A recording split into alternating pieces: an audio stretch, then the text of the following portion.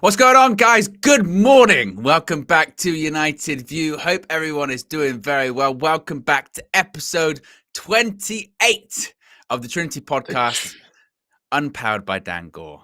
We're not... Kabloom. As you can see, this is not usually our regular time slot. This is not usually how we would usually do things. But look, it's Friday. You know what that means. Yes, there's deadline day today. I called up KG yesterday and I said, look, Trinity, what are we going to do? KG, and I was like, Flex, he's in Sky Sports mode this morning, deadline day. KG's got the busiest of busy weekends on the horizon. And we were like, I've done most of it. We handled the wedding. We done the wedding and we said, I got to get on a train. I got to get back home. But then was like, we got to do this before the train ride. So people still want the Trinity. Not powered by Dan Gore. Not powered by Dan Gore. Not powered by a lot of sleep as well today too. But we're doing what we're doing. Yeah, we're doing what we're doing. We are here. Big up to everyone in the chat. Be sure to smash a like on the like button. Be sure to subscribe bottom right hand corner. Look, KG, it's a busy day. Deadline day. There's a lot going on. It's not just us that's here early. There's a lot of business going on early. We're still yet to get an announcement for Manuel Ugarte. It's going to happen today. There was an expectation it was going to happen yesterday, but it's going to happen today. Deadline day and all that.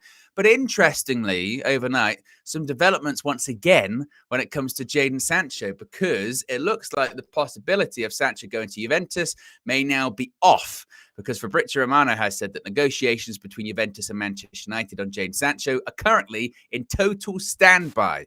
Juventus consider requests made by Manchester United too high and won't proceed at current conditions.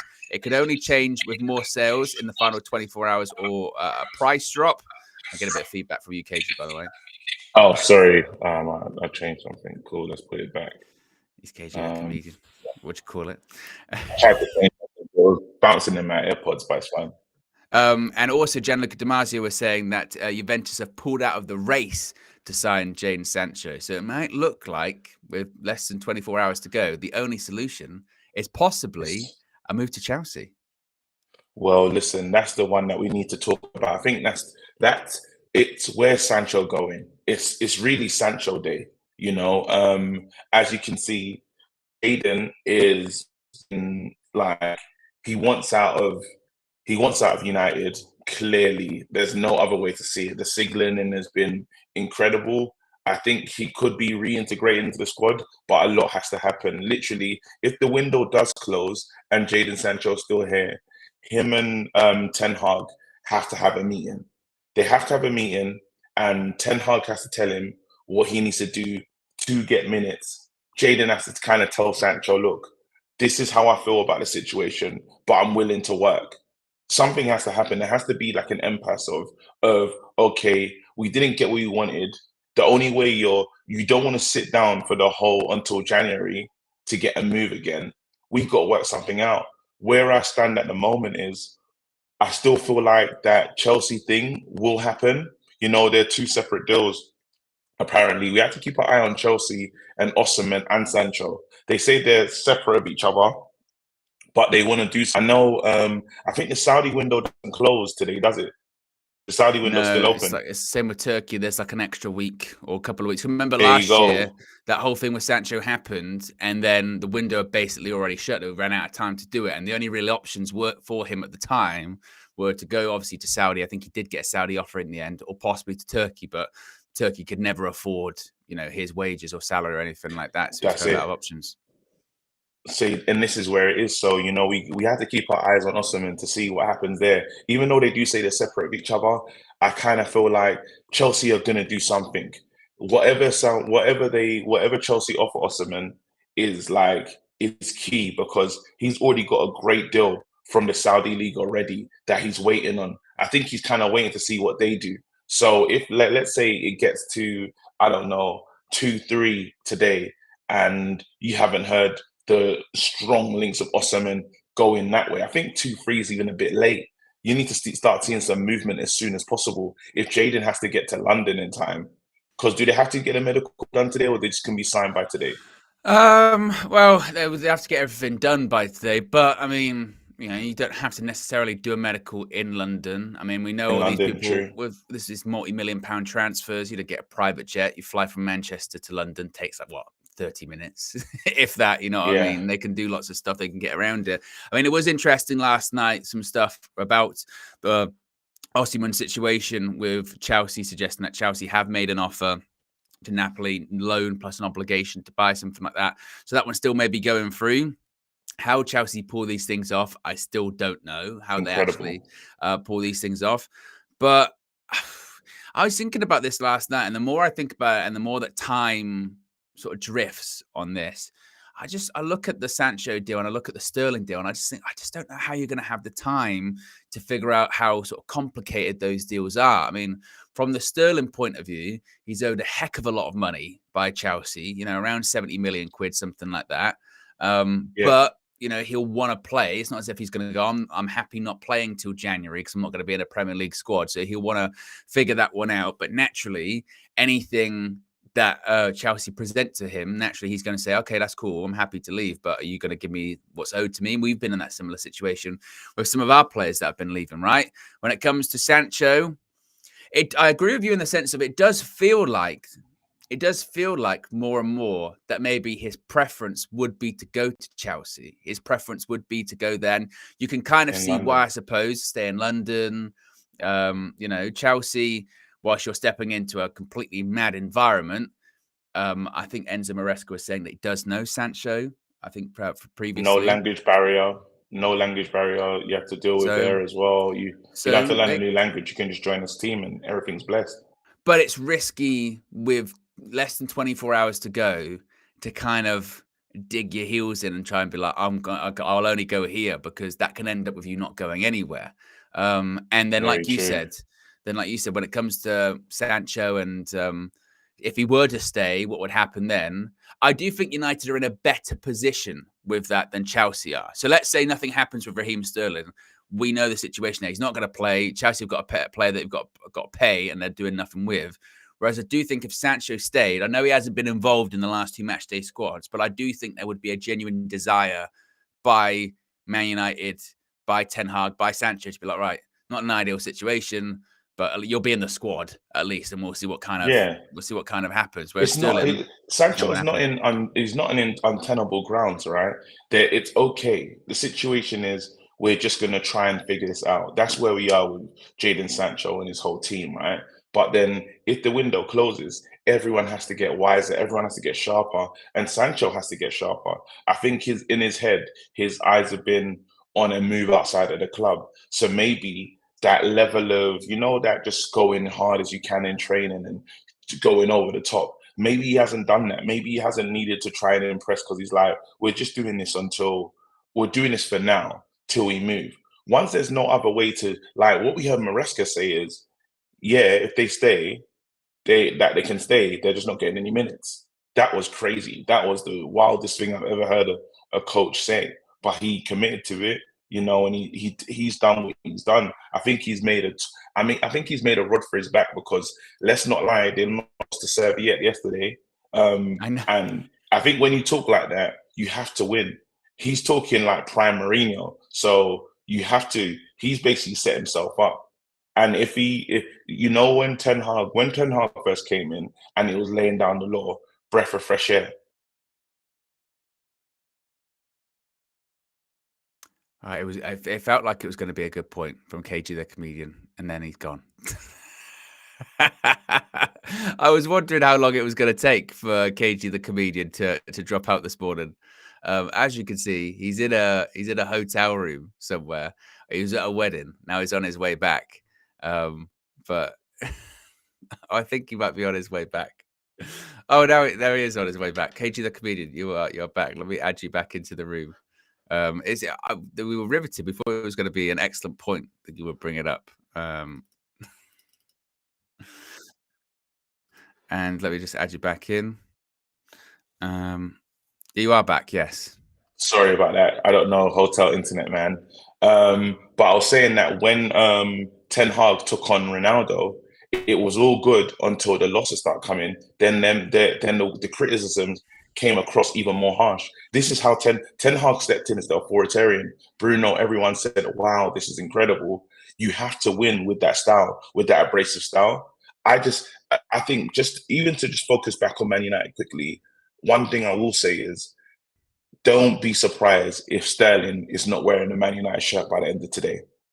Don't be surprised. Yeah. I know that was muted to. I knew he was muted to Arsenal at one stage, and he's willing to take a drop in salary. Don't be surprised if it doesn't happen with us. I wouldn't be. No. No, I do agree with you. I think that from what they were sort of saying yesterday with Sterling, the situation is Sterling hasn't even really got involved in sort of talks with clubs yet. It's more Chelsea are talking to clubs, and then hopefully they're going to go to Sterling and say, look, we've got agreements with this club, this club, this club. Which one do you want to go to? Basically, that's what they're trying to do. And I think from United's perspective, the other day, it was a little bit like, well, really, we're not really interested in all of that. But if you could bring us something that would be like, oh, we're basically getting him for nothing for like a year, then would be maybe a bit silly to kind of turn that down when it could be an extra member to the squad. But the conditions would have to be super specific. With the Sancho stuff, I mean, again, this is what's just so weird about the situation is just the fact that, look, we're here on deadline day and both of us can't sit here with ultimate confidence like, what day he's going to finish and he's going to be somewhere, because it's been at the same stage that has been for weeks now, for at least a couple of weeks, which is he might go. Some clubs are interested, but actually, you know, sticking point, salary, obligation, coverage. Now they're saying that, you know, Juventus are kind of, it's either really on hold or they've pulled out because they're not happy with what United want. And if that is the case, let's face it, the reason Jadon Sancho has been reintegrated into the squad in the first place is because there wasn't a huge amount of sort of buyers or sort of pursuers out there. It was a case of we have to put Sancho in the shop window as best as we can. And then if he doesn't get purchased, then we've got to use him because he's a player and we're going to need players in this season. So I really don't know. I really, really, really don't know what happens with Sancho. And of course, if we don't get Sancho, then the Raheem Sterling thing's not going to happen. And I don't really want it to happen anyway. But we have to pay attention to what's going on at Brighton as well. They lost their latest player, and Billy Gilmore's apparently supposed to be leaving the club now. All of a sudden, I think he's staying now. And I think, was it Arthur was supposed to come in? Something Arthur Melo or something like that. I saw something along those lines. So if he still I think there's a player at Juve that he's trying to leave. I know someone's trying to pick him up. There's a strange deal where the domino effect is happening, and then Jadon Sancho could be a part of that domino effect as well. Because while Juve say right now we can't do anything, if there's movement, they might have a bit of more money to go and bring in Jadon. It just kind of, my thing for that situation is Jadon just, unfortunately, people are not willing to take the risk. If you love a player enough, you will spend the money. You will say, I'm coming back to the table. They've signed Dortmund signed other wingers instead of Jadon. All our fans were doing were fanboying the situation, saying our generational Ten Hag in the mud. Well, why didn't Dortmund come back and really try to sign him? They didn't show a dedication of, you know what, let's at least get him on loan, obligation to buy again. Let's do something to try and make this deal happen. It didn't happen. They weren't keen on this signing. Yeah, he's got yellow and black all over his Instagram. To be honest, I won't lie to you, I feel it's a little disrespectful because end of the day, we love this club and you look like you don't care about it, really. So it's like, close the door. Like, I'm not keen on players that don't want to be here. I've never been that kind of fan that's going to say any player that's choosing everyone else. So we're a big club. You're almost taking it for granted. Like, there's people out here without a squad number, mate. You're lucky to be a part of this squad. Work hard and try your best to get in is my genuine feeling because I care about the club. I feel like there's been a kind of a lack of care, lack of respect, really. I get you fell out with the manager, but the club is still the club. Roy Keane fell out with Fergie. Does he feel any less about Man United? No, he doesn't. So I think it's a bit of a spit in the face to the fans and to people that still back him to this day. If the window closes, Jaden has to do a Harry Maguire. He has to put his head down and say, you know what, I'm going to fight for my place. He has to tell himself, I have to be in that matchday squad without fail. I have to do this. And then guess what? If the moment comes where you can get a move, go for it. If that moment comes, but right now, your star has fallen. Similar, like when we bring, it's kind of like when we talk about this Rashford thing.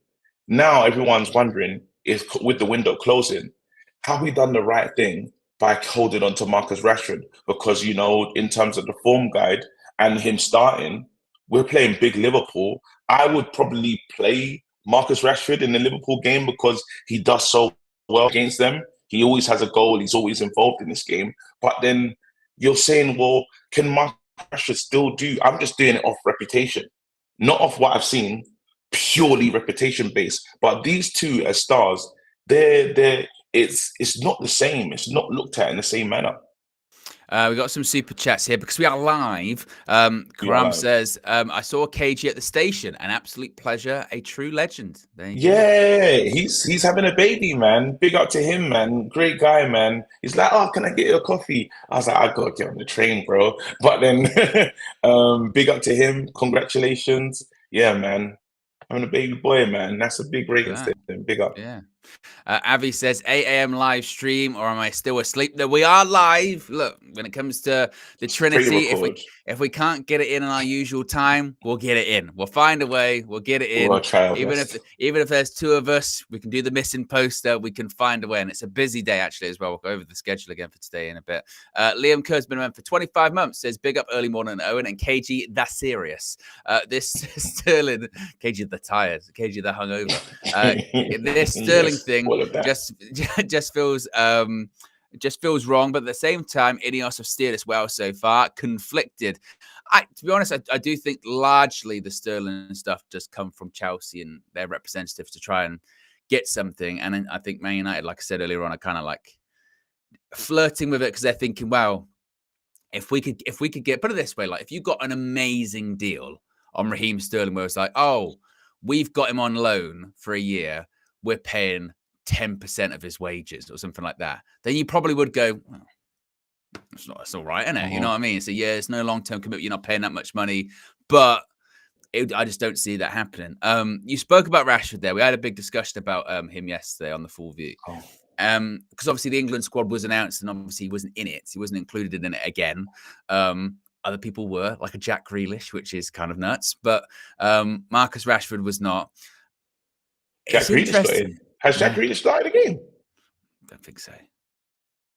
Even my man's in it. Our young kid from our academy. Angel Gomez. Yeah. Angel Gomez is in. If I was Rashford, I'd seriously be looking at myself saying, what the F's happening? Yeah, but it's funny when you so you got players there we're talking about Sancho, we're talking about Rashford, we're talking about Raheem Sterling really as well. And that's 3 players now all together there. They're all really actually far away from that England squad. Like they're nowhere near it at this point. Not old, you know, Sterling's 29, Rashford's what, 26, 27, Sancho's what, 25, 24, around that kind of ballpark. And it makes you wonder with Rashford, doesn't it? Because, like, again, he's one of our highest paid players at the club. Obviously, he had the good season a couple of years ago. Last season, not great. Beginning of this season, you know, it's only a couple of games. So it's difficult to completely judge. It's not totally written. But you mentioned the game at the weekend. Is Erik ten Hag at this point starting Marcus Rashford purely based on what he did a couple of years ago in just the hope of, I've got to get him back to that? Because when he was doing that, we finished third and got a trophy. Because he mentioned this last season in some of the press conferences, didn't he? When they were talking about signings and strikers and what have you. And he went, well, last season we had X amount of goals. We had 30 goals. And we thought if we add a striker to it, that should be fine. Kind of sort of saying, well, I didn't anticipate that the goals from one person would drop down so much. Would drop down. So is that the reason why he's starting him now? Just going like, I've just got hope. I've got to hope that he clicks. I think it's a tough one for Ten Hag. And again, it's why you have to keep your eye on the Sancho deal because they all feed in. So on the Rashford thing, right, Garnacho has been knocking on the door since pre-season, really. Garnacho's been since that, not pre-season, that was it the Charity Shield game. He's been knocking on the door since the Charity Shield. And let's have it right, probably should be starting soon. Yeah. And what is Rashi done in the shirt? Yes, he's working harder. Body language is better. So he is involved in the game. There's just no significant output. There's nothing you can hang your hat and say, well, in this game, you had this moment which contributed to this. Now he's got forward, and there was that. There's probably 2 assists he probably should have got. A Mason Mount one. There was another one they should have got. The Garnacho one. So he could have probably been on 2 assists this season. But guess what? It didn't happen. So now you are saying to yourself, well, Rashi, the only people that can play in this team with the likes of competition now, you either have to put up or shut up. Put up and do something, or you're out the team. I believe that he will start him in this Liverpool game purely on the basis of you do great against this team. It's kind of like if we were playing Leeds, you want to start McTominay. McTominay's gone, but McTominay rises in that fixture. For some strange reason, he says, I'm going to score today. And Rashford against Liverpool has a moment, is impactful, is impressive. So I think this would probably be the last one. I think after the turn of international break, it's real serious time now. Once the win, that hotel Wi-Fi again. That hotel Wi-Fi again. We were doing so well. He'll come back. He'll come back. They can't address that till January. Am I here? Oh, you did come back. That was quick. Yeah, you're back. Yeah, I was like, I went F-sig, and I was like, it jumped straight back in. Yeah, but they can't address if the window slams shut, these guys can't address anything to Jan. But one of the things that I get nervous about, and kind of why I want Sancho out of the club, is it's hard having 2 big characters on the bench. So you imagine panning to the bench and seeing Rashford and Sancho, who probably will be sitting next to each other on the bench. You see their faces. Like, we made a big deal out of Bruno's facial expression when he got subbed off with McTominay. That would be consistent until the window opens again. I think that can become very negative to the dressing room, especially on players that expect to start, expect to play, and don't believe it's their fault. They don't believe, like Rashford probably thinks he's hard done by not being in the England squad, not realizing, mate, you haven't delivered, and you've not been delivering for some time. And what makes me feel that way is, well, how his brothers responded to any Rashford criticism. His brother's not said, take it on the chin. This, when he says, I really respond well to criticism. No, you don't. Yeah.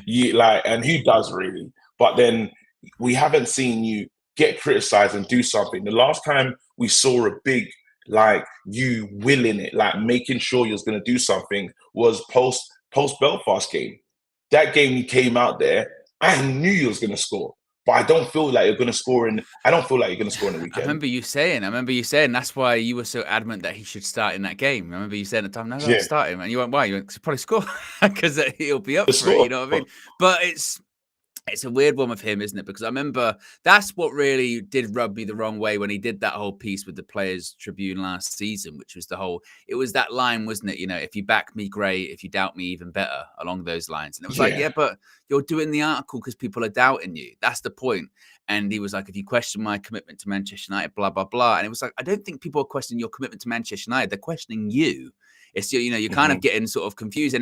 And whenever he speaks out with stuff like that, it's really mixed signals, isn't it? It's really mixed signals. It's really mixed sort of energy. And like you say, this season maybe he's shown a bit more effort, but that's baseline, isn't it? You know what I mean? That's baseline. And I think the large majority of United fans, they just want him to do well. That's what they want to do. They just want him to do well. Obviously, look, social media, people take stuff too far. Ask Harry Maguire, ask whoever, right? People take it too far. Even in what we do, you think you do a good show. You think you've got a lot going on. You try and make time. You do these things. Then you see a shitty comment. You go, oh, that sucks or whatever. But then you have to take a step back and realize, well, that's one person. That's not the total view. And it's the same with Marcus Rashford, isn't it? It's the same with Marcus Rashford in the sense that the vast majority of fans, I think, want to see him do well. What they don't want to tolerate is, when they do see him shrug his shoulders, or we do see him start going like that, or throw his hands up, and then, like you said, the stuff off the field last season. And then eventually it comes to a point where I think as a fan, you look at him and go, well, then what's different from him from any other player? If any other player wasn't playing very well, you'd want him to be taken off. You'd want him to come off. Alejandro Garnacho, like you said, he's knocking at the door, not because he's delivering.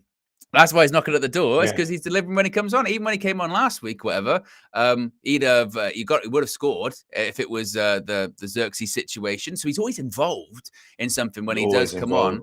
So I think that, and I think again that's where the frustration maybe comes from fans, because they start to perceive as an injustice, don't they? They start to say, well, wait a minute, this guy's not playing very well and he's starting, whereas this guy's coming on and he is playing well. What's fair in that? And I know Garnacho's young and he started a lot of games last season, but if you're playing well, then you should play. I agree with you at the weekend. And again, maybe this is where the frustration comes from too, that we'd be really surprised if Marcus Rashford didn't start against Liverpool at Old Trafford. Big game, Marcus Rashford. But I think we said it towards the end of last season, didn't we? When he wasn't included in that Euro squad, we went, this has to be a wake-up call for him. His sort of future, say hanging by a thread might be too dramatic, but he's at a crossroads with it, because he's getting his future is definitely. I think you're right, further away from the England squad, isn't he? Further and further and further away. And if he doesn't turn it around, then he's going to become one of those players that's just, he used to get picked by England, but he's not really sort of good enough anymore now. It's kind of one of those ones. Now, I back Rashford to turn up. And again, this is not like become like a Rashford bashing stream or nothing, but it's just it's really understanding where we are as a club right now. I want him to do a madness. I need Rashford to give us at least 25 GA this season plus, because of the level of player he is and the expectation. And, you're one of the big name players. You're one of the franchise guys at this team. So we should expect to output, probably not on the lines of Salah, but we should expect that level output if you're getting a salary of one of the players that will deliver week in, week out. So we need to see something from him. And the other thing is, hanging your hat on the manager, because I know with the window about to close, it gets really interesting. I like to pivot into this with Ten Hag, right? My thing is, in each and every game now, I'm like, look, I'm just trusting this manager. Whatever decision he makes, he lives and dies by these decisions. Ten Hag, I'm going to trust you. Whoever you decide to start, that's the team you picked. Now, you need to get something from this team. And as you said, because there's no excuses, I need to believe Ten Hag knows what he's doing, and I think he does. But so that's why, I'm not second guessing what the manager's going to do. The squad comes out. This is the team you picked. I believe there's quality in this side. I believe we packed up the team with a lot or some to expect decent results. Like even the last week we did the show, I was talking about playing Brighton and expecting a win away from home, because that's a team that we should be beating. We spoke about the home record. I don't know if we fixed our Big Six record last season. Was it better, or did it suck? Not definitely not away from home. I mean, that's why when we beat Aston Villa away from home, and we were like, oh, it's a win against a side away from home in the top four. But apart from that, no, not really. So our Big Six record, and these are things that have to be addressed. We're getting on it. You think it's toxic? Like now, if we lose on Sunday and go into the international break, my goodness, the things you're gonna hear, it's gonna be disgusting. And we can't afford to. I don't think Man United can afford to feel that way. I think that Brighton loss kind of took the shine off the Ugarte signing a little bit for me. While I was excited, I was like, well, we're signing these players. Are we just signing these players and we're still going to lose anyway? No one wants to go through that. You want to sign players and think you're going to quickly come in and make a difference. So, and Ten Hag is responsible, as well as the players, but you're responsible for the mood of the fan base. You want us to be excited and jump in for joy and really thinking, it's a new season, new dawn. Well, we can't have old stuff. We can't have things similar to last season with this new squad assembled. We've done It's 200 million spent. Obviously, the net is different, but we should be able to say we're top 4 easy contenders. Easy. That's what we should be able to say. And the game again on Sunday will let us know. Will it give us a good indication of what type of season we're trying to have? Some super chats here. Omar says Angel Gomez with the fire emoji. Yes, included in the England squad.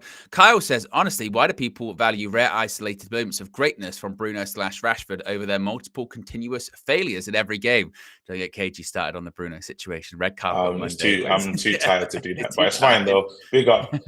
And I get it, but I wouldn't put those two characters together. But I hear it. It's how you see the game. So. Dominic says, KG, mate, I know I often banter you, but mate, you're looking great health, and you helped me get back on track. Thank you. So KG, yes. Hey, watch this. Look at this. This is how serious I am. One sec. There you go. Even the guy in the train station, I got my Optimum, bro. I travel with that, bro. Ready to go. Like, it's me locked in. It doesn't stop. Nope. So big up, man. And when you go to the train station, I'm sure you click the little workout thing, might get your steps in, right? It all counts. You see it. You meet your things. I watch it synchronize as soon as because it says, "Oh, he just completed a workout." I'm like, it'll go. KG just completed a workout, and I'll look at it, and it'll be like a walk. I go, KG's on the move somewhere, and it'll go, KG just completed a swim. I go, KG's at the gym. There you go. Constant. Joe Fleming with the super chat says Rashford and Antony replacement priority next summer. Well, there's certainly going to be big names going next summer too, I think, as well. And also, I think you have to consider, as we're on deadline day today, that this is Ineos, the new football leadership team at Manchester United, with only a few months sort of under their belt. First window. What happens if they get a full year to really prepare, really put these things in place, and really get some of these deals done? I think that's quite exciting. And also, I mentioned it several times recently, I think Manchester United do participate in the January transfer window this year, which we just don't do normally. So when it comes to Sancho, look, if Sancho does go today, maybe we don't get a like-for-like in. Maybe we do wait till January and go, actually, we feel like a good opportunity might come up in January. We're going to find that player then. Because there always is. There's always some players that come up in January, and we can just never get involved because we've got no money at the time because we've grossly overspent in the summer. So I think January is going to be really interesting with that one. Just a bit of an update here. Not really United related, but could be regarding Chelsea, Jadon Sancho, what have you. So we spoke earlier on about how, Victor Osimhen, how that could affect things for Chelsea if they bring him in, how much money could be available, etc., etc. Well, Fabrizio Romano has said that Napoli have reached a total agreement with Al Ahly for Victor Osimhen. The club deal is done for 75 to 80 million euros total package. Al Ahly have already booked a medical. It's a 4-year contract worth 25 to 30 million euros per season net for Osimhen, plus a release clause. How much is he getting? Around 25 to 30 million euro per season. No Nigerian was turning that down. No Nigerian man was turning that down. That's why he was waiting on the Chelsea offer. But I thought this is too. He's already got his. What do you think? His phone's ringing now from members of his family. What do you think they're saying to him? Oh boy, just send me the pants. Bro, one time I got a new job. I started working at Next, and one of my cousins asked for a Versace suit, bro. He just and I go, I don't have that. Like, he just thought I should be able to send it to him. And I was like, a Versace suit. That's what he asked for. I was at Next. No, I started working at Next, and my mum posted it on Facebook. And then I've got family members hitting me with a strong request. Clothes that you don't own yourself, bro. And you're like, you can't answer that. So I can only imagine. Now they know he's on that level of money. You say, hey, something. God is good. But they're saying now basically Osimhen, he's agreed to the terms. He's waiting to see if Chelsea are going to counter that. But the point being is, when it comes to all of this Jadon Sancho stuff, Chelsea might have their hands full when it comes to Victor Osimhen on this deadline day. So whether or not now we have to truly focus. Now we really have to focus and look at this, because Chelsea wanted something. Chelsea just like signing people. It's their thing. they want to sign someone. Probably every day they think, who can we sign? When the window's closed, they still want to bring in another player. Now, I now feel strongly that Sancho deal is more and more likely. There's probably a reason why I feel like Sancho wasn't desperate to get to Juve. You started to hear rumblings because we should have been able to do that Juve deal. There was 2 nights ago when it felt like Juve was agreed, but then Chelsea's interest was very serious in Sancho. And I feel like, I don't know if they're having conversations, the 2 intermediaries, the parties have held some talks and thought this could happen. And now Osimhen's out of the way. Their only target really is Sancho. But then at the same time, they have a Sterling problem. The conversation will be going between these 2 clubs today. Hopefully that does bring Juve back into it, because we're still trying to, in the middle, we're trying to play these 2 parties off against each other. We're saying, hey, Juve, these guys really want him. And I know you're looking at Sancho because you've shown a lot of interest. You've probably been shown the most interest in this player than anyone in this whole window. He could be going.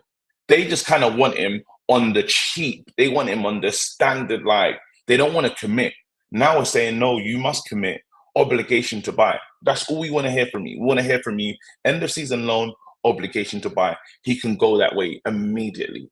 And now on the Chelsea side, they have a real situation. No one wants to have a player on 300 something. How much is he on, Raheem? He's on like 300, 350, close to that kind of ballpark. Without a squad number. That's ridiculous. So you're telling me he comes in every day and trains with the under 21s and goes home for 300, and that's too much money. You saw how, I remember when we spoke about Spurs and Harry Kane, and people was like, they'll let Harry Kane run down his contract and leave for free. No one does that. It just doesn't happen. As much as you say we should do it, no club in their right mind is going to allow that commodity to just waste like that. You have to do something with it. There'll be movement. I think Sterling's going to be a Man United player. Well, you think it's going to be proper late settings? I think it's late settings. I think this will be the deadline day story. I think it just there's something about it. And I started, because I was really hopeful too. Like the other day when Joe went live on my channel, I was like, yes, this thing's over. The Sterling thing's done. We can move on. Sancho's going Juve. Hooray. We don't have to see Sancho play against us in the Premier League. We don't need to lose a top 4 space because Sancho's been ripping up trees against Chelsea. And I'm not really, to be honest, I'm not severely worried about that. If he does well at Chelsea, I don't actually care because he's never done anything here.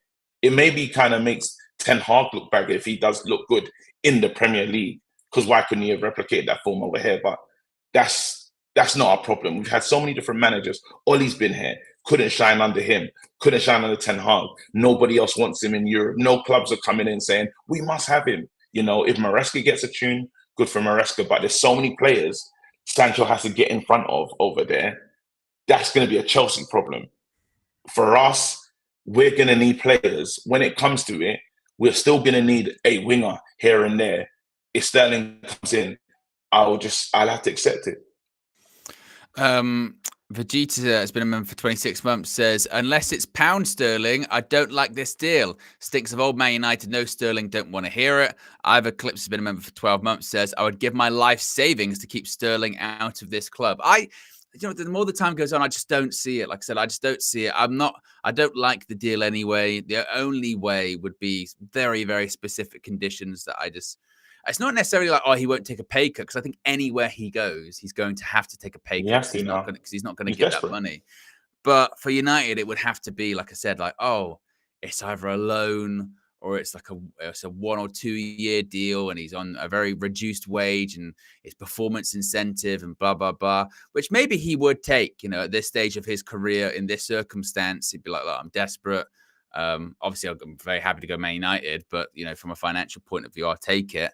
But you don't like it. But then what is? I just don't like Ineos. It's such a left turn. It's such a left turn from what we've been doing, isn't it? It's so you look at all of the players we have signed this summer, young, either like 18, mid-20s, good value for money, and then to sign someone that would be 29 and possibly, and again, this is why I say the finances of it, you can't go, it depend on the finances of it, but if it was a long deal, there's so many parts of it that you go, it would have to be right, and I just don't know if that could happen.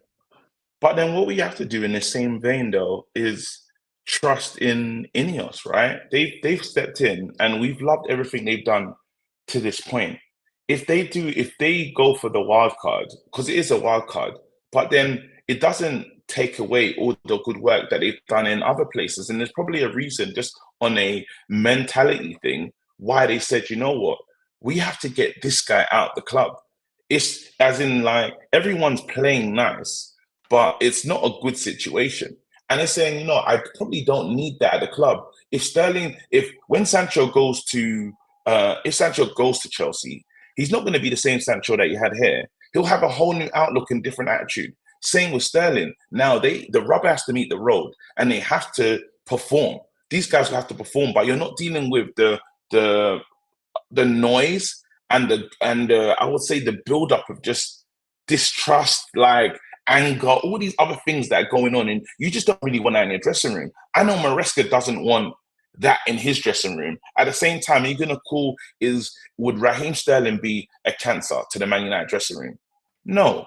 There's no way you could say it'd be a cancer. I don't want to help Chelsea either, KG. Chelsea got this problem that they've got to play over. No, but I think we're helping ourselves. I think we're helping ourselves with the Sancho scenario. It's just not. We've kind of PR'd it to make it look like it's not a big situation. It's a problem. We have a player that actually doesn't want to be here, hasn't got anything to signify that he plays for this club. He wants out. The only thing we've done is we blanketed it and said, nothing's wrong here. There's no problem, no fire. When the house is burning, you know what I mean? So what we need to do now is we actually have, and that's why the conversation's going on. We have a problem, but we're giving ourselves, we've sat at the table almost playing poker to be like, great hand here. I don't want this hand. I want to get rid of this card. But could we not be giving ourselves another problem? Not in the sense of saying like Raheem Sterling's a problem. I mean, just in terms of another player that we don't really want. And that's why I say about the circumstances of the deal. If it was a 1-year deal or a 2-year deal, you go, well, he's going to come in, but 2 years he's going to be gone anyway. Like, we're just getting a player in, but he won't be long term or anything like that. I'm talking like if we did go bring in Sterling, it was it's a 3-year deal, or it's even a 4-year deal or something like that. I guarantee you in like a year's time we'll be going, kind of need to move Raheem Sterling on, don't we? You know? And then it's just another thing for United to do. And you talk about, moving towards the bench in the match, or the camera panning towards the bench. They'll pan towards whoever's on the bench with Raheem Sterling on it. And it'll be the same as it was when he was at Chelsea going, Sterling's on the bench. Like, what's going to happen here? He moved to Manchester United. That didn't really happen. We'd have conversations where we'd be going, we brought in Raheem Sterling, we didn't even want him, and we just did it to get rid of Jadon Sancho. Like, I suppose that's the madness of the transfer window now, and the deals that Chelsea are doing, because they did it with João Felix and Conor Gallagher, where it's like, they didn't really want João Felix, but they needed to buy someone from Atletico so they could sell an academy player. And it's kind of similar here, isn't it? Where it's like, this club, us, we didn't really want Raheem Sterling, but we're doing it because we need to get rid of Jadon Sancho. Like, and clubs will do that. Players, it's annoying. Don't get wrong. It's annoying, and it's not a situation you want your club to be in. You want your club to operate smoothly and everything to work out. But it's just, I don't know, man. If the window closes and Sterling happens to be here, I'm not gonna lose my whole mind. I'm just gonna say, well, this is the situation. If I'm trusting Ineos and I'm trusting they got a plan, they know what they're doing. We already have players that are coming through. That's what I mean. They're never gonna do nothing. So far, if this was Woodward and Arnold intact, I'd be really worried. I'd say they've been played here. If we do it, they are making a smart play themselves. In the market, they've got the players that they wanted for the right price. Euro, I believe they got him for the right price, and they just done that deal really intelligently. Ugarte waited, knew that these lot needed to sell. Xerxes got in there, and then even kept even not paying the release clause, but being able to do the payments over a certain amount of time, over 3 years, that suits the club. Each deal that they've gone into has been intelligent. So if they now do the wild card one and this thing happens, I'll trust that they can get it done. And then after, there's still players, as you said, there's still players coming through. Like there was one player that I was looking at, because I don't think we're going to bring in any more players. I don't feel like there's like another left field deadline day signing. But then you've got this kid, the Kone kid. I would love to see what happens to him this season, because he's done his medical, right? And if he can force his way into the team or force his way into Eric Ten Hag's plans, you never know. You give the players opportunity. Hopefully, they can shine and get an opportunity, whether that is Europa or whether that's Europa or in the league. I'm hoping that these kids, Colliers and the likes of them, get a moment. A couple more super chats here. Ivor Clip says Chelsea is the new Real Madrid that dumps their scraps and United comes running. I bet they wish they could be the new Real Madrid. Ivor Clips. And Deal says those Sterling wages don't add up to Ineos's approach. But that's why we're kind of saying with the Sterling one, it's the difficult part of it is if he was to come to United, you just know there is no way that Ineos would be like, oh yeah, 5-year contract, 300k a week. Because if they did, then they'd be rightfully so criticised. You say massive hypocrites, really, for what they've been trying to do. Vegeta also says, KG, I hear it, but no, brother, I will judge Ineos. So plenty. Look, we'll see what happens with that one. Indeed, just a bit of an update as to the plan for later on today. As you can see, the Trinity is in an earlier time slot here at the moment. So the Trinity podcast, 8 a.m. as you can see on the screen at the moment. Midday, the Europa League draw with a new computerized system. We saw it yesterday with the Champions League. I'll be live for that. Press conference, I'll be live at 2. Eric Ten Hag before the Liverpool game, and deadline day will be live at 9 o'clock till the window shuts at 11 for that one. So it's a busy day here at United View. KG, just before we wrap things up, I do want to ask you very quickly, because I don't think you've had your say on it. Mason Mount, injured again, picked up a hamstring injury against Brighton, out for 4 to 5 weeks. It's the same as last season, full preseason, second game of the season, gets injured. Now he's out. What are your thoughts? Because for me, I said last season that I felt that he was one injury away from being a flop. He's got the injury. I've got to hold my hands up. It's feeling floppish, isn't it, at the moment? It's feeling like just another signing that's not going to work. Mason Mount's giving me the spirit of Varane, spirit of Eric Bailly, spirit of broken biscuits. You know, I can't even. You know, it's bad when he had to go in his notes and then type something in Apple to say, "Hey guys, because he knows how I'm injured again. Hey guys, you know, it's poor. Like that's the problem with Mason Mount. You know, it's like while you can see that he wants to be a good player, he remind me of his body just can't do what it needs to do. Remember Jack Wilshere, where you play a certain style, but your body can't hold up to that style that you're playing. It's too intense, even for you. You're playing like you're some 6 foot something, yamming, dashing, like you're not going to get players hurt. We've had at United. Look, Eric Bailly, Raphael Varane, Anthony Martial, Paul Pogba, Luke Shaw. Like, we've got those players. Like, and to your point, the whole thing we've been praising Mason Mount for in these first 2 games is, he's good at pressing. He gets around. He puts a shift in. Oh, clearly your body can't handle. Your body can't handle it. Putting that shift in. And it's not as even this is the other part of it, KG. Someone pointed this out too. We say he's played 2 games, but he really hasn't, because he came off against Fulham and he came off at half time against Brighton. I think collectively he's played just over 90 minutes. I mean, that's mad. It's feeling kind of Ben Chilwell-ish. It's feeling, what I mean? We know the players, we know the injury-prone guys, and I feel like we have been sold the lemon, we've sold the dud. It's a shame. It's such a shame, because you look at what you thought you were getting and said, hey, this guy's won a Champions League, great trainer, great attitude. But then when you really look at what we have, it's someone that can't stay fit. Like, I was it changed the game for us. Man United had a plan of, let's start with him and let's be more resolute. I was even more angry because I thought the manager took him off due to he just didn't like what you're seeing from him. And I was thinking, that's a stupid decision. What's wrong with Ten Hag? Only to realize, never even thought for the life of me, it could be an injury. It's the beginning of the season. He's had a whole preseason. But that's exactly what it is. He's slowly heading towards the flop up.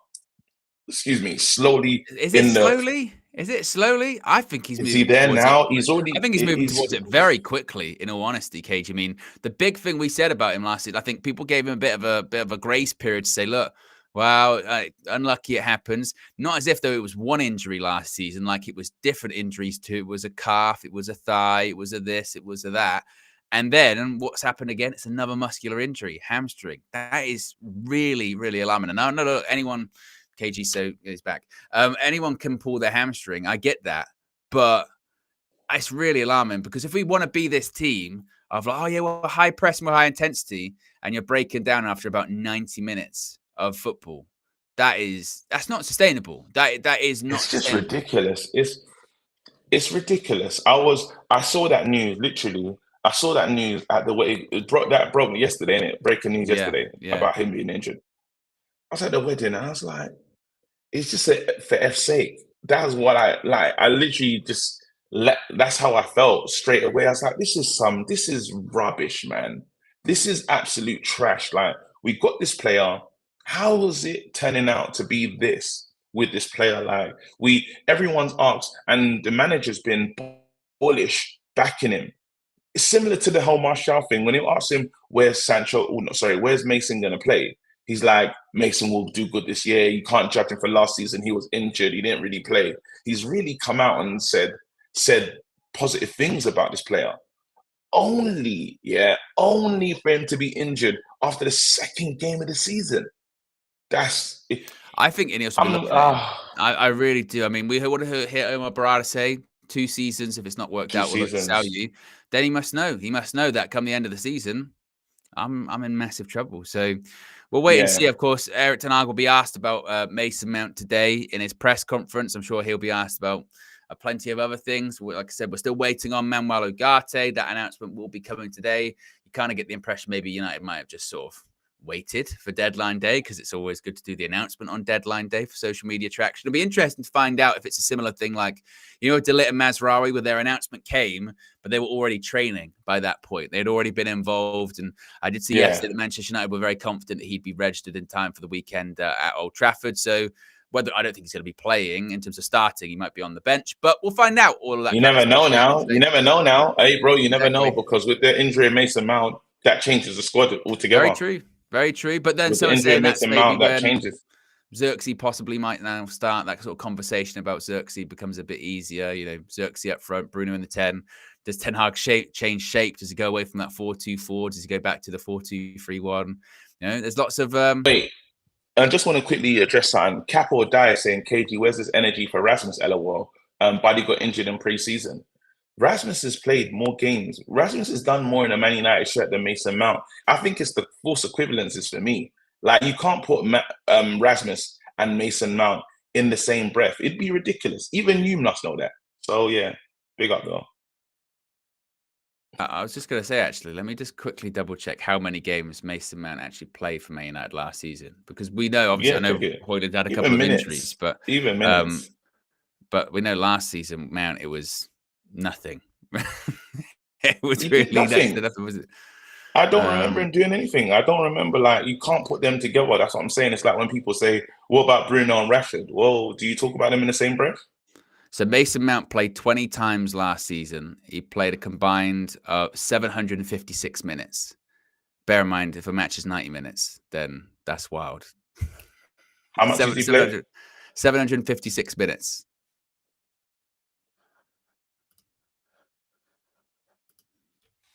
Yeah, anyway. Bear in mind, if he would play 10 games, it would be 900 minutes. We'd be looking at 756 minutes. Not great. Not great numbers. But there you go, guys. That is the Trinity podcast, episode 28. You're so toxic. Did I sound like I hate Mount today, by the way?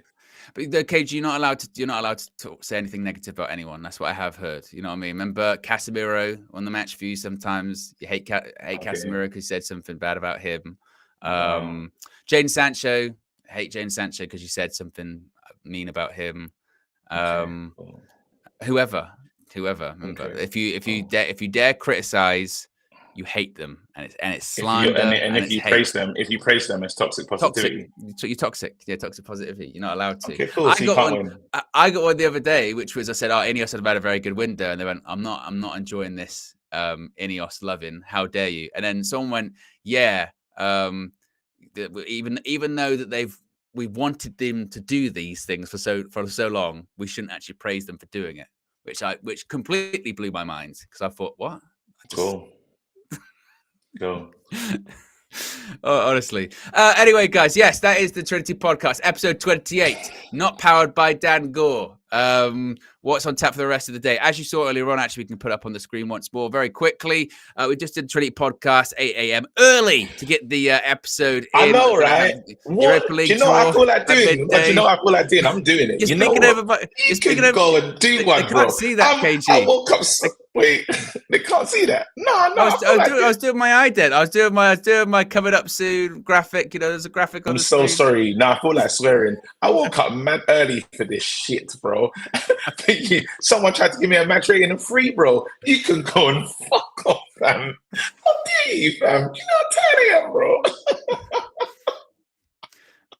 And on that note, we'll see you all later. Yeah, we'll be back for the. we'll be back. I'll be back for the Europa League draw. See, we're going to be playing in Europe, rather. Peace. Any last words, KG? Your middle finger? Yeah, you prick. All right.